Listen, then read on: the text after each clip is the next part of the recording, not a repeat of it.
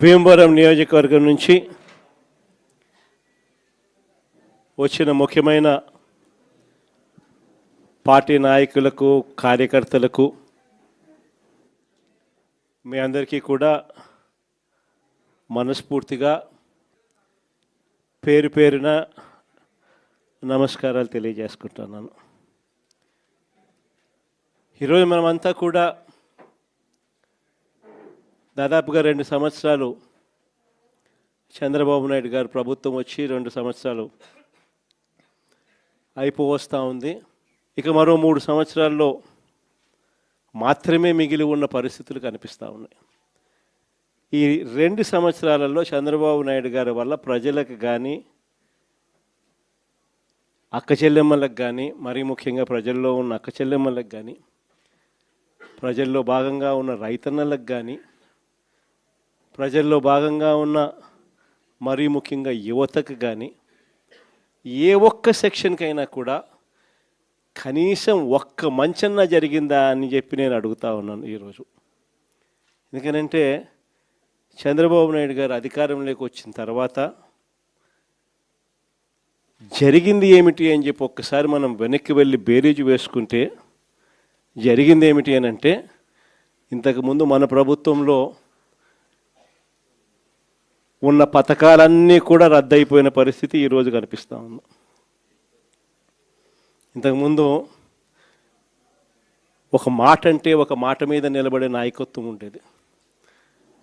ఒక మేనిఫెస్టో అంటే ఒక మేనిఫెస్టోలో చెప్పింది అది ఒక భగవద్గీతగా భావించి, ఒక బైబిల్గా భావించి, ఒక ఖురాన్గా భావించి చెప్పిన ప్రతి మాట కూడా ప్రజలకు మనం మాటిచ్చాం, ఖచ్చితంగా చేయాల్సిన ధర్మం మన మీద ఉంది అని చెప్పి భావించే ఒక నాయకత్వం ఉండేది. ఒక మాట, ఒక పాలకుడు నోట్లో నుంచి ఒక మాట వస్తే ఆ మాట ఖచ్చితంగా నిలబెట్టుకోవాలని తపన, తాపత్రయం పాలనలో కనిపించేది. అలాంటి మన పాలన నుంచి క్రమం తప్పకుండా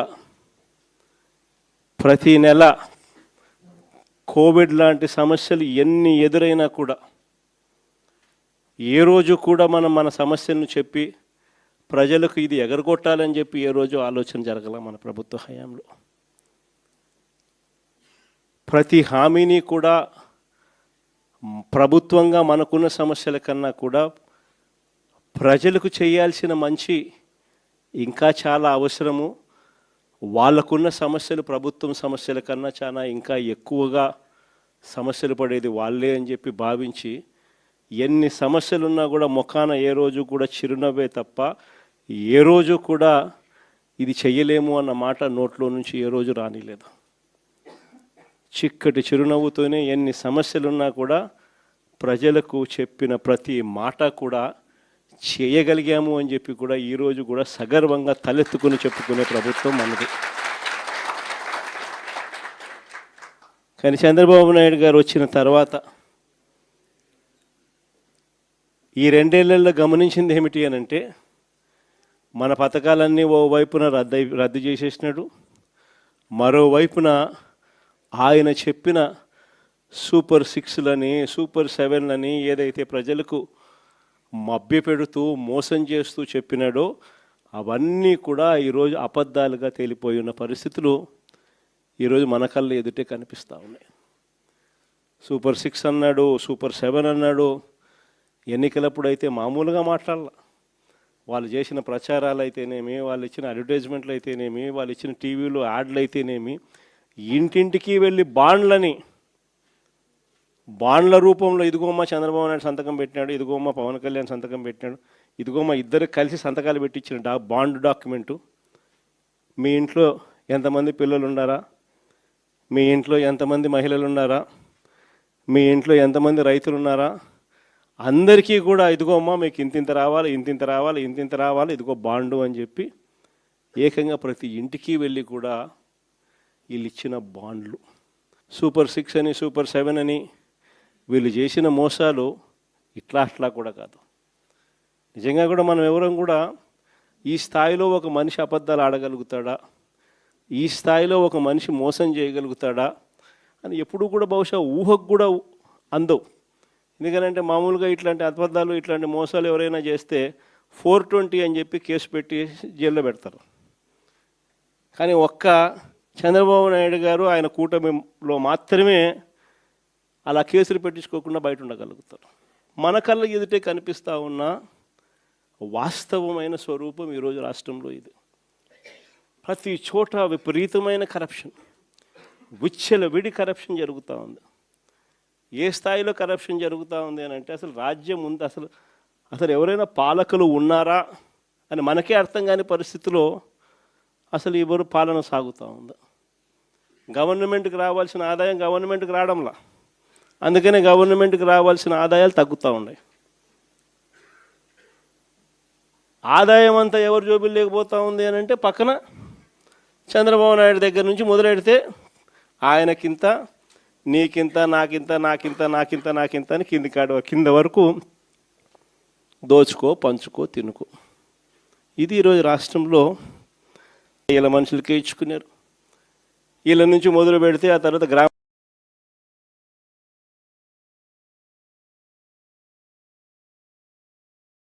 పార్టీ నాయకులకు, కార్యకర్తలకు, మీ అందరికీ కూడా మనస్ఫూర్తిగా పేరు పేరున నమస్కారాలు తెలియజేసుకుంటున్నాను. ఈరోజు మనమంతా కూడా దాదాపుగా 2 సంవత్సరాలు చంద్రబాబు నాయుడు గారు ప్రభుత్వం వచ్చి 2 సంవత్సరాలు అయిపోవస్తూ ఉంది. ఇక మరో 3 సంవత్సరాల్లో మాత్రమే మిగిలి ఉన్న పరిస్థితులు కనిపిస్తూ ఉన్నాయి. ఈ 2 సంవత్సరాలలో చంద్రబాబు నాయుడు గారి వల్ల ప్రజలకు కానీ, అక్క చెల్లెమ్మలకు కానీ, మరీ ముఖ్యంగా ప్రజల్లో ఉన్న అక్క చెల్లెమ్మలకు కానీ, ప్రజల్లో భాగంగా ఉన్న రైతన్నలకు కానీ, ప్రజల్లో భాగంగా ఉన్న మరీ ముఖ్యంగా యువతకు కానీ, ఏ ఒక్క సెక్షన్కైనా కూడా కనీసం ఒక్క మంచన్నా జరిగిందా అని చెప్పి నేను అడుగుతా ఉన్నాను ఈరోజు. ఎందుకనంటే చంద్రబాబు నాయుడు గారు అధికారంలోకి వచ్చిన తర్వాత జరిగింది ఏమిటి అని చెప్పి ఒక్కసారి మనం వెనక్కి వెళ్ళి బేరీజు వేసుకుంటే జరిగింది ఏమిటి అని అంటే, ఇంతకుముందు మన ప్రభుత్వంలో ఉన్న పథకాలన్నీ కూడా రద్దయిపోయిన పరిస్థితి ఈరోజు కనిపిస్తూ ఉంది. ఇంతకుముందు ఒక మాట అంటే ఒక మాట మీద నిలబడే నాయకత్వం ఉండేది.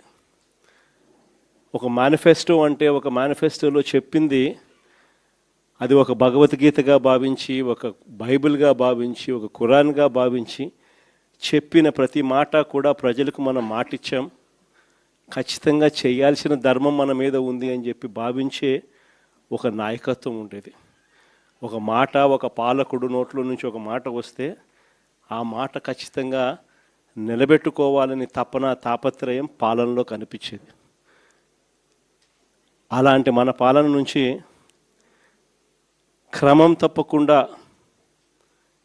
ప్రతి నెల కోవిడ్ లాంటి సమస్యలు ఎన్ని ఎదురైనా కూడా ఏ రోజు కూడా మనం మన సమస్యలను చెప్పి ప్రజలకు ఇది ఎగరగొట్టాలని చెప్పి ఏ రోజు ఆలోచన జరగల మన ప్రభుత్వ హయాంలో. ప్రతి హామీని కూడా ప్రభుత్వంగా మనకున్న సమస్యల కన్నా కూడా ప్రజలకు చేయాల్సిన మంచి ఇంకా చాలా అవసరము, వాళ్ళకున్న సమస్యలు ప్రభుత్వం సమస్యల కన్నా చాలా ఇంకా ఎక్కువగా సమస్యలు పడేది వాళ్ళే అని చెప్పి భావించి ఎన్ని సమస్యలున్నా కూడా ముఖాన ఏ రోజు కూడా చిరునవ్వే తప్ప ఏ రోజు కూడా ఇది చెయ్యలేము అన్న మాట నోట్లో నుంచి ఏ రోజు రానిలేదు. చిక్కటి చిరునవ్వుతోనే ఎన్ని సమస్యలున్నా కూడా ప్రజలకు చెప్పిన ప్రతి మాట కూడా చేయగలిగాము అని చెప్పి కూడా ఈరోజు కూడా సగర్వంగా తలెత్తుకుని చెప్పుకునే ప్రభుత్వం మనది. కానీ చంద్రబాబు నాయుడు గారు వచ్చిన తర్వాత ఈ 2 ఏళ్లలో గమనించింది ఏమిటి అని అంటే, మన పథకాలన్నీ ఓవైపున రద్దు చేసేసినాడు, మరోవైపున ఆయన చెప్పిన సూపర్ 6లని, సూపర్ 7లని ఏదైతే ప్రజలకు మభ్యపెడుతూ మోసం చేస్తూ చెప్పినాడో అవన్నీ కూడా ఈరోజు అబద్ధాలుగా తేలిపోయి ఉన్న పరిస్థితులు ఈరోజు మన కళ్ళ ఎదుటే కనిపిస్తూ ఉన్నాయి. సూపర్ 6 అన్నాడు, సూపర్ 7 అన్నాడు. ఎన్నికలప్పుడు అయితే మామూలుగా మాట్లాడాల. వాళ్ళు చేసిన ప్రచారాలు అయితేనేమి, వాళ్ళు ఇచ్చిన అడ్వర్టైజ్మెంట్లు అయితేనేమి, వాళ్ళు ఇచ్చిన టీవీలో యాడ్లు అయితేనేమి, ఇంటింటికి వెళ్ళి బాండ్ల రూపంలో ఇదిగోమ్మ చంద్రబాబు నాయుడు సంతకం పెట్టినాడు, ఇదిగోమ్మ పవన్ కళ్యాణ్ సంతకం పెట్టినాడు, ఇదిగోమ్మ ఇద్దరు కలిసి సంతకాలు పెట్టించిన బాండ్ డాక్యుమెంటు.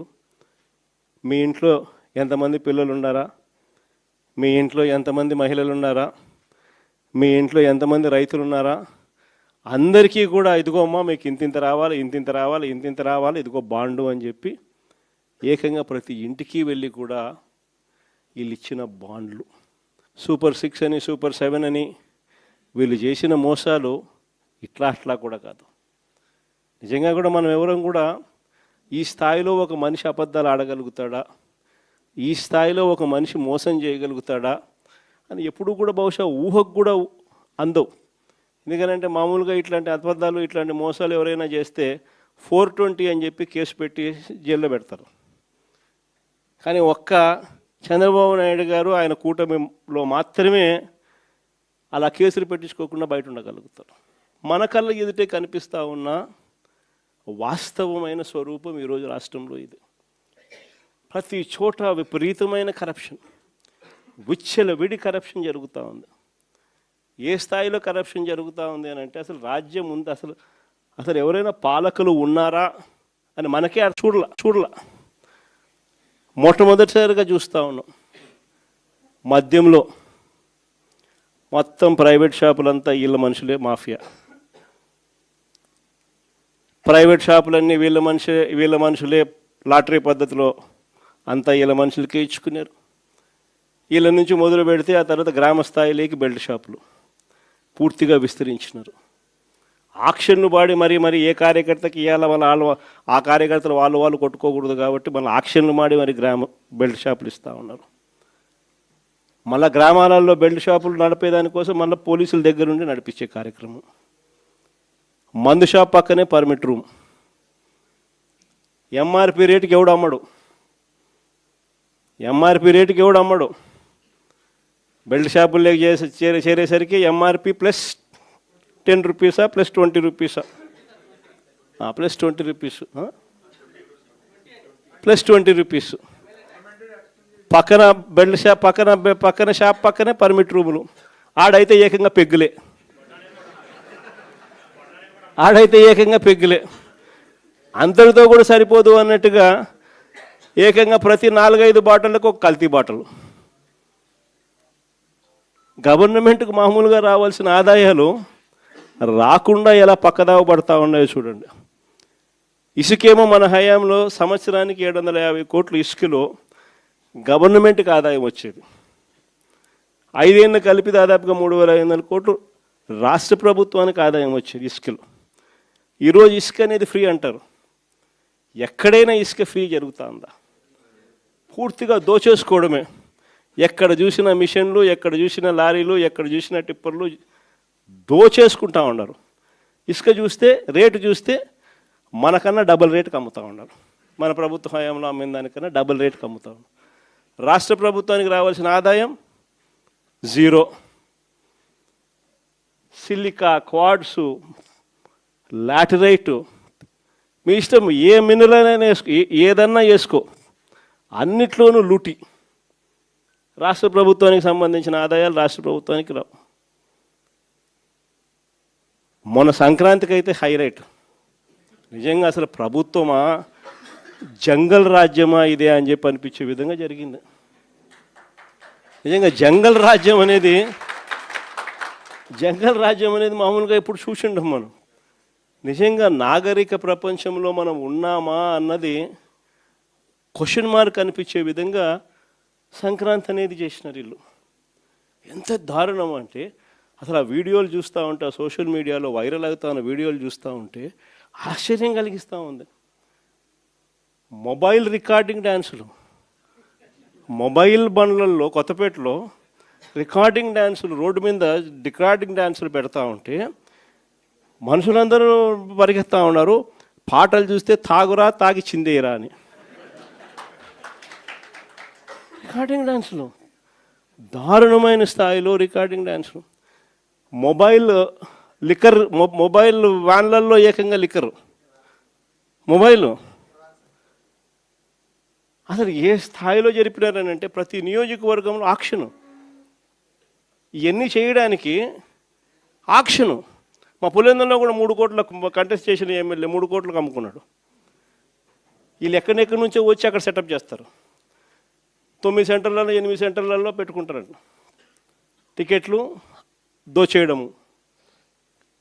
ఆశ్చర్యం ఏంటంటే ప్రభుత్వం దగ్గరుండి చేయిస్తుంది. ఎమ్మెల్యేలకింత, చంద్రబాబుకింత, లోకేష్కింత, అందరూ పంచుకోవడం, పోలీసులకింత. అసలు ఇటువంటి పరిపాలన, ఇటువంటి పరిస్థితి ఎప్పుడు కూడా చూడలే.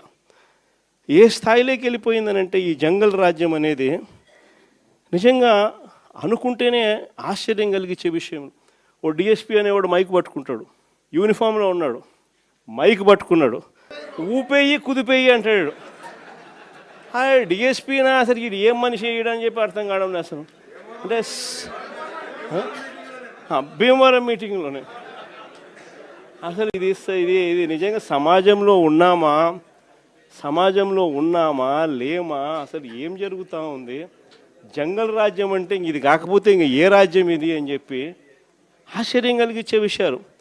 నిజంగా ఈ బరితెగింపు అన్నది, ఈ విచ్చలవిడితనం అన్నది నిజంగా ఏ స్థాయికి వెళ్ళిపోయిందనంటే చంద్రబాబు నాయుడు గారి ఎమ్మెల్యేలు, చంద్రబాబు నాయుడు గారికి సంబంధించిన వాళ్ళంతా ఏ స్థాయిలోకి వెళ్ళిపోయినారంటే నిన్న 20 పేపర్లో చూసిన కోడూరు ఎమ్మెల్యే ఆరవ శ్రీధర్, అదే మనిషేనా అసలు ఇది ఎమ్మెల్యేనా అని అనిపిస్తుంది నాకు. అసలు ఈ అరవ శ్రీధర్ అనేవాడు ప్రభుత్వ ఉద్యోగి అయిన ఒక అమ్మాయిని భయపెట్టి, బెదిరించి, రేపు చేసి, హెరాస్ చేసి, స్వయంగా ఆ అమ్మాయి తనకు జరిగిన అన్యాయాన్ని కూడా ఏకంగా సాక్ష్యాలు, ఆధారాలతో సహా బయట పెట్టింది. ఆముదాల వలస ఎమ్మెల్యే ఇంకోడు కూన రవికుమార్. ఈయన గారి వేధింపులు భరించలేక గవర్నమెంట్ స్కూల్ ప్రిన్సిపల్ ఆత్మహత్యా యత్నం చేసుకుంటే ఇప్పటి వరకు చర్యలు లేవు. సతివీడు ఎమ్మెల్యే కోనేటి ఆదిమూలం ఒక మహిళను బలాత్కారం చేసిన చివరికి ఆ అధికారిని ఉపయోగించి ఆ కేసునే క్లోజ్ చేయించుకుంటారు. అది ఎంత దారుణంగా జరుగుతుందనంటే ఇంకొకడు మంత్రి సంధ్యారాణి పిఏ ఇంకొకడు తనను లైంగికంగా వేధిస్తున్నాడని మరొక ప్రభుత్వ ఉద్యోగి అయిన మహిళ ఫిర్యాదు చేస్తే అతన్ని వదిలేసి ఫిర్యాదు చేసిన ఆయమను జైల్లో పెడతారు. ఆయమ మీద కేసు. ఇంకోడు గుంటూరు ఈస్ట్ ఎమ్మెల్యే నజీర్ ఇంకోడు. ఈ మనిషి అశ్లీల వీడియోలు కూడా ఆయనతో మాట్లాడుతున్నాడు, ఈడు అశ్లీల వీడియోలు చూస్తూ ఉన్నాడు, ఈడు అశ్లీలంగా చేస్తూ. అసలు వీళ్ళు ఎవడు అసలు ఏ ప్రపంచంలో ఉన్న. ఇంకోడు మంత్రి సుభాష్, వాసంశెట్టి సుభాష్ ఇంకొకడు. ఏకంగా అశ్లీల డ్యాన్సులు చేస్తూ ఏకంగా చిందులేస్తానంటారు. అశ్లీల డ్యాన్సులు చేస్తూ ఏకంగా స్టేజ్ ఎక్కి చిందులేస్తాడు మంత్రి. అసలు నాకు ఆశ్చర్యంగా ఉంది. అసలు జంగల్ రాజ్యం అని అంటే ఇంకా వేరే పేరు ఏమైనా ఉంటుందా ఈ ప్రభుత్వంలో జరుగుతూ ఉన్న పనులకు? అసలు ఈ స్టేజ్లోకి ఒక ప్రభుత్వం పోవడం ఏంది? దగ్గరుండి ఇట్లాటోళ్ళని తీసుకొని పోయి ఇన్సిడెంట్ జరిగితే భయము భక్తి లేకపోకుండా మరుసటి రోజు జైల్లో పెట్టాల్సిన వాళ్ళందరినీ జైలు అనేది ఎలా ఉంటుందో చూపించాల్సింది పోయి, ఇలాంటిది ఏదైనా చేయాలంటే బొల్లులో భయం అనేది ఎలా ఉంటుందో చూపించాల్సింది పోయి, వీళ్ళందరినీ ప్రోత్సహిస్తాడు ఎవడు? వీళ్ళందరినీ ప్రోత్సహిస్తూ ఉండేది వీళ్ళు. సాక్షాత్తు దగ్గరుండి చంద్రబాబు నాయుడు, ఆయన కొడుకు, ఆయన ప్రభుత్వం. నిజంగా ఇలాంటి పాలనలో మనం ఉన్నాము, ఇలాంటి రాష్ట్రంలో మనం ఉన్నాము అని నిజంగా జంగల్ రాజ్యం అని అంటే ఇదే. విచ్చలవిడి అవినీతి కనిపిస్తూ ఉంది. ఎమ్మెల్యేల దగ్గర నుంచి, మంత్రుల దగ్గర నుంచి విచ్చలవిడితనం కనిపిస్తూ ఉంది. విపరీతమైన కరప్షను, పోలీసులు రెడ్ బుక్ రాజ్యాంగం. ఏ మనిషి తప్పు చేయకపోయినా కానీ దొంగ సాక్ష్యాలు, దొంగ కేసులు పెట్టి బెదిరిస్తూ ఉన్నారు, తీసుకొని పోతున్నారు, అరెస్టులు చేస్తూ ఉన్నారు. ఒకవైపున ఇవన్నీ, మరోవైపు చూస్తే ఎన్నికలప్పుడు చెప్పినటువన్నీ అబద్ధాలు, అన్నీ మోసాలు. మరోవైపున మంచి పథకాలన్నీ రద్దు. ఇంకోవైపు చూస్తే వ్యవస్థలన్నీ కొలాప్స్. ఈ మాదిరిగా సాగుతూ ఉంది చంద్రబాబు నాయుడు పాలన. ఇలాంటి దుర్మార్గమైన పాలన మధ్య వైఎస్ఆర్సీపీ కార్యకర్తలు ప్రజల తరపున నిలబడే ఒక గొప్ప యజ్ఞం చేస్తూ ఉన్నారని చెప్పి గర్వంగా చెప్తాను. ఇలాంటి పాలన మధ్య ప్రజలకు నిజంగా వైఎస్ఆర్సీపీ పార్టీ అవసరం ఉంది. ప్రతి కష్టంలోనూ మనకు ప్రజలకు తోడుగా ఉండాల్సిన ధర్మం మన మీద ఉంది. కాబట్టి నేను మీ అందరికీ కూడా ఒకటే చెప్తా ఉన్నా, చూస్తా 2 ఏళ్ళు అయిపోయింది. ఇంకా కళ్ళు మూసుకొని కళ్ళు తెరిచేసరికి ఇంకా 3 ఏళ్ళే ఉంది. ఈ 3 ఏళ్లలో కూడా ఇంకొకటిన్నర సంవత్సరం గడిస్తే ఆ తర్వాత నా పాదయాత్ర కూడా స్టార్ట్ అవుతుంది.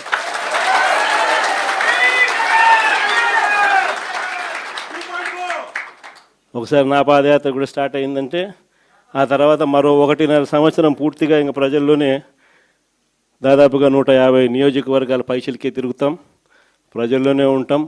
ప్రతి 3వ రోజు ఏదో ఒక నియోజకవర్గం నుంచి కాన్స్టిట్యున్సీలో ప్రజల ఉప్పెనను చూపిస్తూ పబ్లిక్ మీటింగ్లో ప్రజా సమస్యలను లేవనెత్తు చంద్రబాబు నాయుడు కడిగేస్తూ నాయుడు గారు సాగిస్తూ ఉన్న ఈ పాలనను ప్రతి ఇంట్లోనూ చర్చనీయాంశంగా జరిగించాల్సిన అవసరం ఉంది.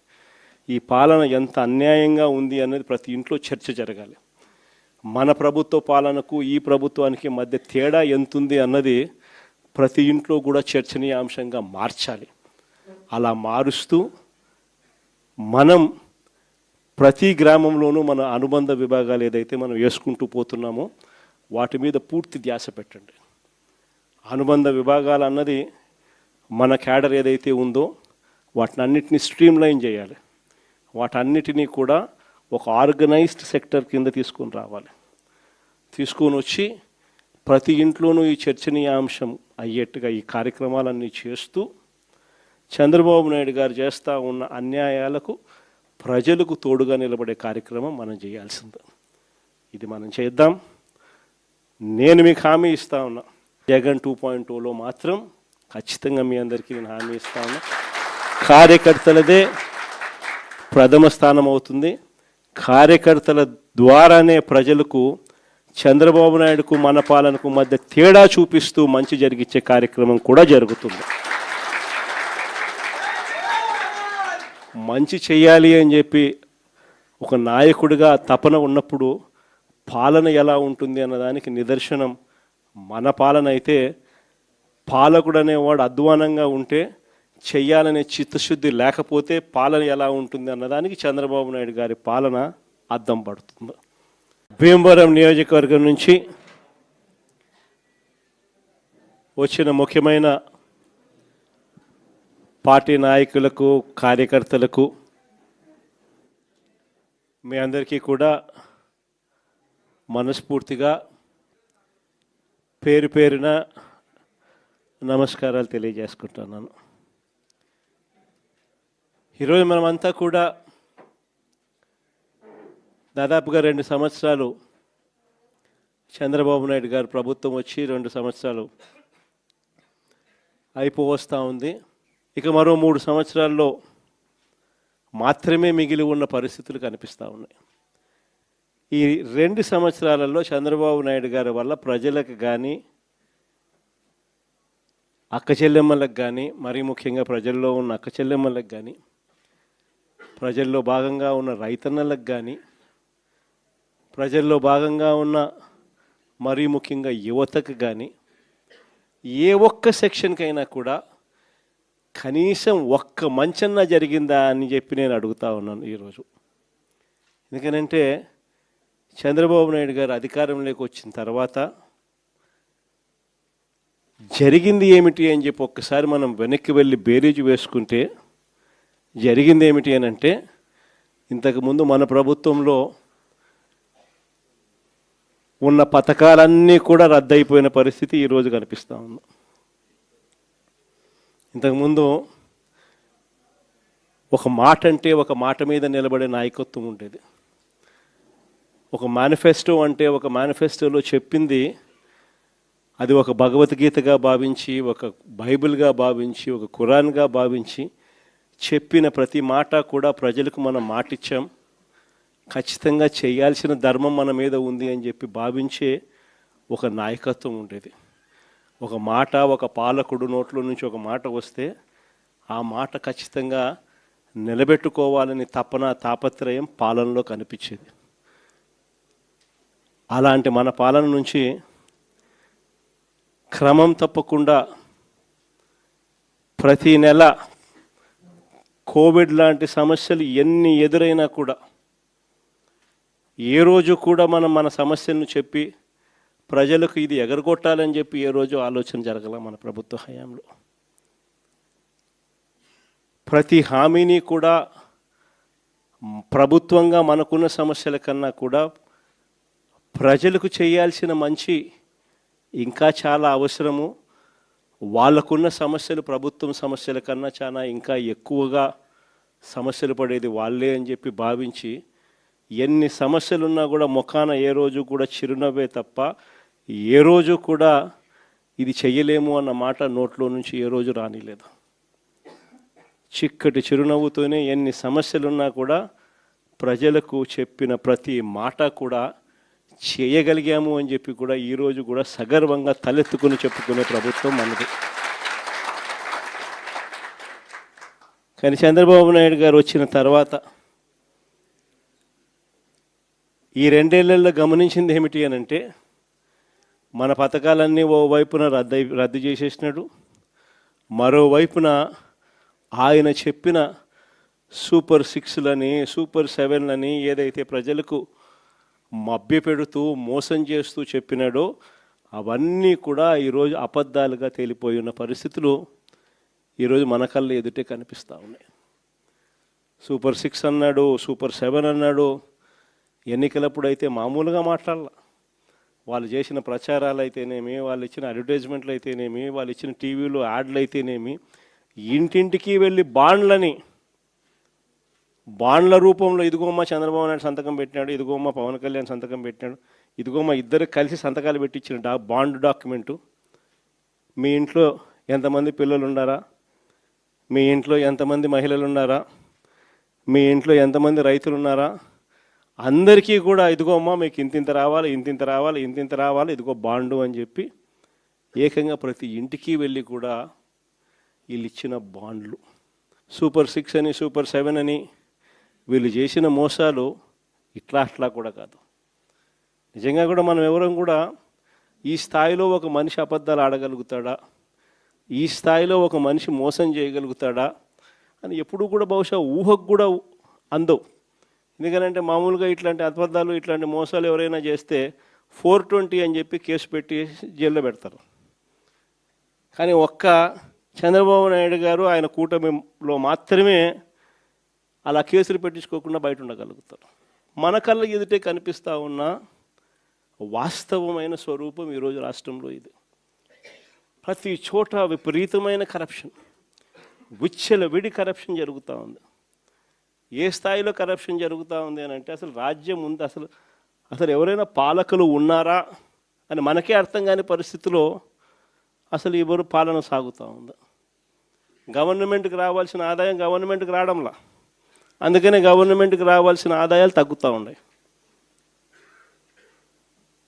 ఆదాయం అంతా ఎవరు జోబులు లేకపోతూ ఉంది అని అంటే పక్కన చంద్రబాబు నాయుడు దగ్గర నుంచి మొదలెడితే ఆయనకింత, నీకింత, నాకింత, నాకింత, నాకింత, నాకింత అని కింద వరకు దోచుకో, పంచుకో, తినుకో. ఇది ఈరోజు రాష్ట్రంలో జరుగుతూ ఉన్న పరిస్థితులు. నిజంగా ఈరోజు ఒకసారి గమనించమని అడుగుతూ ఉన్నాం. మనం ఇంతకుముందు ఎప్పుడు చూడలే, మొట్టమొదటిసారిగా చూస్తూ ఉన్నాం. మద్యంలో మొత్తం ప్రైవేట్ షాపులంతా వీళ్ళ మనుషులే మాఫియా. ప్రైవేట్ షాపులన్నీ వీళ్ళ మనుషులే లాటరీ పద్ధతిలో అంతా వీళ్ళ మనుషులకే ఇచ్చుకున్నారు. వీళ్ళ నుంచి మొదలు పెడితే ఆ తర్వాత గ్రామ స్థాయిలోకి బెల్ట్ షాపులు పూర్తిగా విస్తరించినారు.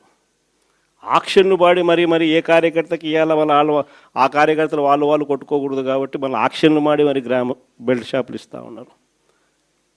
మళ్ళీ గ్రామాలలో బెల్ట్ షాపులు నడిపేదానికి పక్కన బెల్ట్ షాప్ పక్కన షాప్ పక్కనే పర్మిట్ రూములు. ఆడైతే ఏకంగా పెగ్గులే, అంతటితో కూడా సరిపోదు అన్నట్టుగా ఏకంగా ప్రతి 4-5 బాటిళ్ళకు ఒక కల్తీ బాటిల్. గవర్నమెంట్కు మామూలుగా రావాల్సిన ఆదాయాలు రాకుండా ఎలా పక్కదావ పడతా ఉన్నాయో చూడండి. ఇసుకేమో మన హయాంలో సంవత్సరానికి 750 కోట్లు ఇసుకలో గవర్నమెంట్కి ఆదాయం వచ్చేది. 5 ఏళ్ళు కలిపి దాదాపుగా 3500 కోట్లు రాష్ట్ర ప్రభుత్వానికి ఆదాయం వచ్చేది ఇసుకలో. ఈరోజు ఇసుక అనేది ఫ్రీ అంటారు. ఎక్కడైనా ఇసుక ఫ్రీ జరుగుతుందా? పూర్తిగా దోచేసుకోవడమే. ఎక్కడ చూసిన మిషన్లు, ఎక్కడ చూసిన లారీలు, ఎక్కడ చూసిన టిప్పర్లు దోచేసుకుంటా ఉన్నారు. ఇసుక చూస్తే రేటు చూస్తే మనకన్నా డబుల్ రేటుకి అమ్ముతూ ఉన్నారు. మన ప్రభుత్వ హయాంలో అమ్మిన దానికన్నా డబుల్ రేటుకి అమ్ముతా ఉన్నారు. రాష్ట్ర ప్రభుత్వానికి రావాల్సిన ఆదాయం జీరో. సిలికా, క్వాడ్సు, లాటరైటు, మీ ఇష్టం, ఏ మినరల్ అయినా వేసుకో, ఏదన్నా వేసుకో, అన్నిట్లోనూ లూటి. రాష్ట్ర ప్రభుత్వానికి సంబంధించిన ఆదాయాలు రాష్ట్ర ప్రభుత్వానికి రావు. మొన్న సంక్రాంతికి అయితే హైలైట్. నిజంగా అసలు ప్రభుత్వమా జంగల్ రాజ్యమా ఇదే అని చెప్పి అనిపించే విధంగా జరిగింది. నిజంగా జంగల్ రాజ్యం అనేది మామూలుగా ఇప్పుడు చూసిండం మనం. నిజంగా నాగరిక ప్రపంచంలో మనం ఉన్నామా అన్నది క్వశ్చన్ మార్క్ అనిపించే విధంగా సంక్రాంతి అనేది చేసినారు వీళ్ళు. ఎంత దారుణం అంటే అసలు ఆ వీడియోలు చూస్తూ ఉంటే, ఆ సోషల్ మీడియాలో వైరల్ అవుతా ఉన్న వీడియోలు చూస్తూ ఉంటే ఆశ్చర్యం కలిగిస్తూ ఉంది. మొబైల్ రికార్డింగ్ డ్యాన్సులు, మొబైల్ బండ్లలో కొత్తపేటలో రికార్డింగ్ డ్యాన్సులు, రోడ్డు మీద రికార్డింగ్ డ్యాన్సులు పెడతా ఉంటే మనుషులందరూ పరిగెత్తా ఉన్నారు. పాటలు చూస్తే తాగురా తాగి చిందేయరా అని. రికార్డింగ్ డ్యాన్సులు, దారుణమైన స్థాయిలో రికార్డింగ్ డ్యాన్సులు. మొబైల్ వ్యాన్లలో ఏకంగా లిక్కర్, మొబైల్ అసలు ఏ స్థాయిలో జరిపినారని అంటే ప్రతి నియోజకవర్గంలో ఆక్షను. ఇవన్నీ చేయడానికి ఆక్షను. మా పులివెందులలో కూడా 3 కోట్లకు కంటెస్ట్ చేసిన ఎమ్మెల్యే 3 కోట్లకు అమ్ముకున్నాడు. వీళ్ళు ఎక్కడెక్కడి నుంచో వచ్చి అక్కడ సెటప్ చేస్తారు. 9 సెంటర్లలో 8 సెంటర్లలో పెట్టుకుంటారంట. టికెట్లు దోచేయడము. ఆశ్చర్యం ఏంటంటే ప్రభుత్వం దగ్గర నుండి చేయిస్తుంది. ఎమ్మెల్యేలకింత, చంద్రబాబుకింత, లోకేష్కింత, అందరూ పంచుకోవడం, పోలీసులకింత. అసలు ఇటువంటి పరిపాలన, ఇటువంటి పరిస్థితి ఎప్పుడు కూడా చూడలే. ఏ స్థాయిలోకి వెళ్ళిపోయిందనంటే ఈ జంగల్ రాజ్యం అనేది నిజంగా అనుకుంటేనే ఆశ్చర్యం కలిగించే విషయం.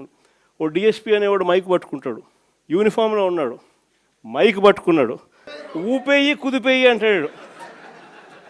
డిఎస్పీనా అసలు ఇది ఏం మనిషి అని చెప్పి అర్థం కావడం అసలు. అంటే భీమవరం మీటింగ్లోనే అసలు ఇది నిజంగా సమాజంలో ఉన్నామా లేమా, అసలు ఏం జరుగుతూ ఉంది? జంగల్ రాజ్యం అంటే ఇది కాకపోతే ఇంక ఏ రాజ్యం ఇది అని చెప్పి ఆశ్చర్యం కలిగించే విషయాలు. నిజంగా ఈ బరితెగింపు అన్నది, ఈ విచ్చలవిడితనం అన్నది నిజంగా ఏ స్థాయికి వెళ్ళిపోయిందనంటే చంద్రబాబు నాయుడు గారి ఎమ్మెల్యేలు, చంద్రబాబు నాయుడు గారికి సంబంధించిన వాళ్ళంతా ఏ స్థాయిలోకి వెళ్ళిపోయినారంటే నిన్న 20 పేపర్లో చూసినాం. కోడూరు ఎమ్మెల్యే ఆరవ శ్రీధర్, అదే మనిషేనా అసలు ఇది ఎమ్మెల్యేనా అని అనిపిస్తుంది నాకు.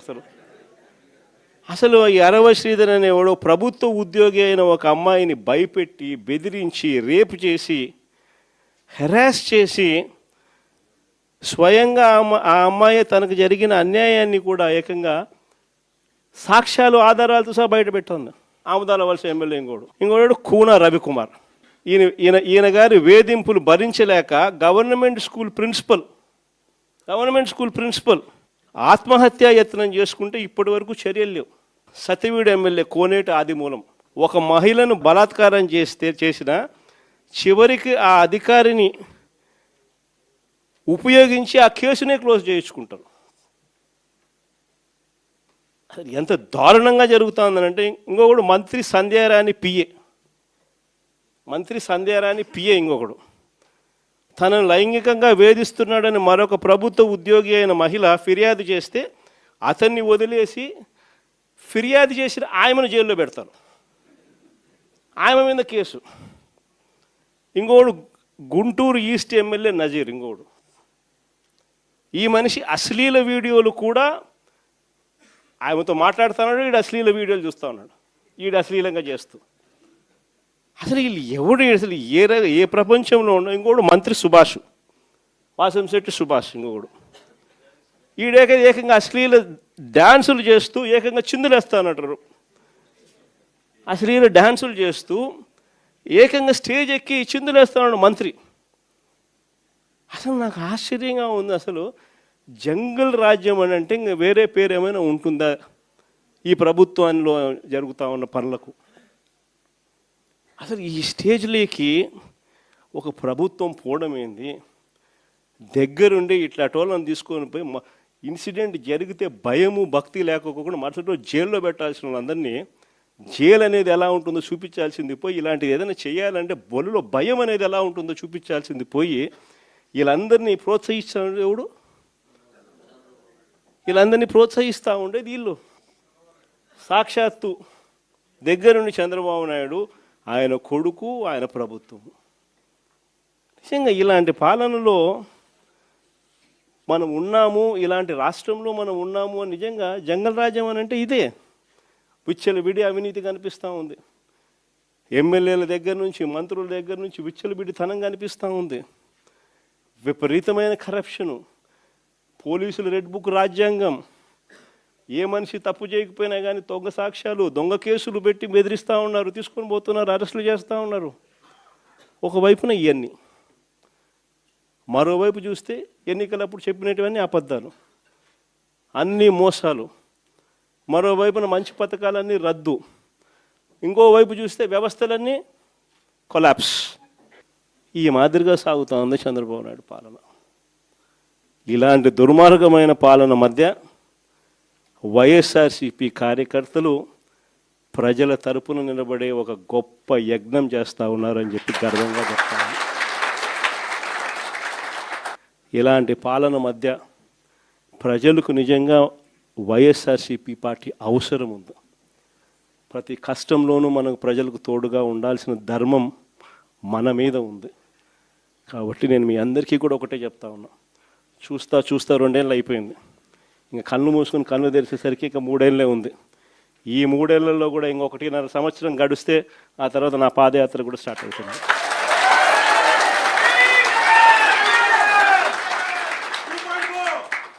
ఒకసారి నా పాదయాత్ర కూడా స్టార్ట్ అయిందంటే ఆ తర్వాత మరో 1.5 సంవత్సరం పూర్తిగా ఇంకా ప్రజల్లోనే దాదాపుగా 150 నియోజకవర్గాల పైచిలకే తిరుగుతాం, ప్రజల్లోనే ఉంటాం. ప్రతి 3వ రోజు ఏదో ఒక నియోజకవర్గం నుంచి కాన్స్టిట్యున్సీలో ప్రజల ఉప్పెనను చూపిస్తూ పబ్లిక్ మీటింగ్లో ప్రజా సమస్యలను లేవనెత్తు చంద్రబాబు నాయుడు కడిగేస్తూ పోతూ ఉంటాం. కాబట్టి మీ అందరికీ కూడా నేను ఒకటే చెప్తా ఉన్నా, మీ అందరూ కూడా చినిమిల్ నాయుడు అని ఉన్నాడు, పాపం సౌమ్యుడు, ఏమన్నా చెప్పు సౌమ్యుడు అని చెప్పి మాత్రం అనాల్సింది. నేను ఒకటి చెప్తా ఉన్నా, మీరంతా కలిసికట్టుగా ఒకటి కావాల్సిన అవసరం ఉంది. చంద్రబాబు నాయుడు గారు సాగిస్తూ ఉన్న ఈ పాలనను ప్రతి ఇంట్లోనూ చర్చనీయాంశంగా జరిగించాల్సిన అవసరం ఉంది. ఈ పాలన ఎంత అన్యాయంగా ఉంది అనేది ప్రతి ఇంట్లో చర్చ జరగాలి. మన ప్రభుత్వ పాలనకు ఈ ప్రభుత్వానికి మధ్య తేడా ఎంతుంది అన్నది ప్రతి ఇంట్లో కూడా చర్చనీయాంశంగా మార్చాలి. అలా మారుస్తూ మనం ప్రతి గ్రామంలోనూ మన అనుబంధ విభాగాలు ఏదైతే మనం వేసుకుంటూ పోతున్నామో వాటి మీద పూర్తి ధ్యాస పెట్టండి. అనుబంధ విభాగాలు అన్నది మన క్యాడర్ ఏదైతే ఉందో వాటినన్నిటినీ స్ట్రీమ్లైన్ చేయాలి. వాటన్నిటినీ కూడా ఒక ఆర్గనైజ్డ్ సెక్టర్ కింద తీసుకొని రావాలి. తీసుకొని వచ్చి ప్రతి ఇంట్లోనూ ఈ చర్చనీయాంశం అయ్యేట్టుగా ఈ కార్యక్రమాలన్నీ చేస్తూ చంద్రబాబు నాయుడు గారు చేస్తూ ఉన్న అన్యాయాలకు ప్రజలకు తోడుగా నిలబడే కార్యక్రమం మనం చేయాల్సింది. ఇది మనం చేద్దాం. నేను మీకు హామీ ఇస్తా ఉన్నా, జగన్ 2.0లో మాత్రం ఖచ్చితంగా మీ అందరికీ నేను హామీ ఇస్తాను. కార్యకర్తలదే ప్రథమ స్థానం అవుతుంది. కార్యకర్తల ద్వారానే ప్రజలకు చంద్రబాబు నాయుడుకు మన పాలనకు మధ్య తేడా చూపిస్తూ మంచి జరిగించే కార్యక్రమం కూడా జరుగుతుంది. మంచి చేయాలి అని చెప్పి ఒక నాయకుడిగా తపన ఉన్నప్పుడు పాలన ఎలా ఉంటుంది అన్నదానికి నిదర్శనం మన పాలన అయితే, పాలకుడు అనేవాడు అధ్వానంగా ఉంటే చెయ్యాలనే చిత్తశుద్ధి లేకపోతే పాలన ఎలా ఉంటుంది అన్నదానికి చంద్రబాబు నాయుడు గారి పాలన అద్దం పడుతుంది. భీమవరం నియోజకవర్గం నుంచి వచ్చిన ముఖ్యమైన పార్టీ నాయకులకు, కార్యకర్తలకు మీ అందరికీ కూడా మనస్ఫూర్తిగా పేరు పేరున నమస్కారాలు తెలియజేసుకుంటున్నాను. ఈరోజు మనమంతా కూడా దాదాపుగా 2 సంవత్సరాలు చంద్రబాబు నాయుడు గారు ప్రభుత్వం వచ్చి 2 సంవత్సరాలు అయిపోవస్తూ ఉంది. ఇక మరో 3 సంవత్సరాల్లో మాత్రమే మిగిలి ఉన్న పరిస్థితులు కనిపిస్తూ ఉన్నాయి. ఈ 2 సంవత్సరాలలో చంద్రబాబు నాయుడు గారి వల్ల ప్రజలకు కానీ,